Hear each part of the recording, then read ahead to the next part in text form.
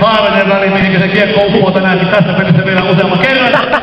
Siihen vaan lisää kultaa. Täysin laidalta lähtee noin 106,7.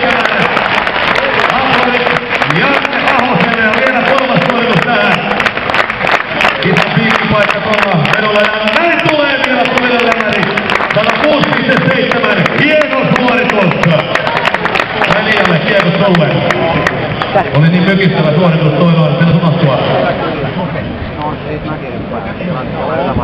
Ja sitten saa taputtaa, nimittäin tätä missä epäiltiin Hälvin kisan voiton. 3 kiekkoa, sitten vaan kunnollinen siihen.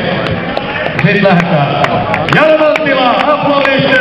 Jari Manttila ensimmäisen kilpailuun lähtee tästä liikkeelle, kun näyttää joku hyvä ja puti on aika kova.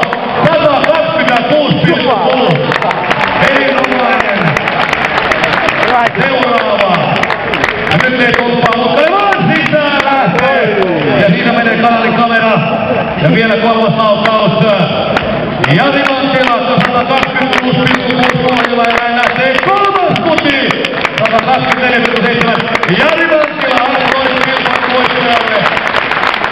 Ja kun pojat arvostettu Jare Aikuinen, joka oli voitollinen yllätysvetona. Pelikas valmisteli kilpailun kakkosen. Janne Ahonen, Close, paikat 2. Vapaa valintaista play-ottelussa. Onneksi olkoon! Kiitos herrasta, Jari Kuikonen, Jari Manttila, Janne Ahonen.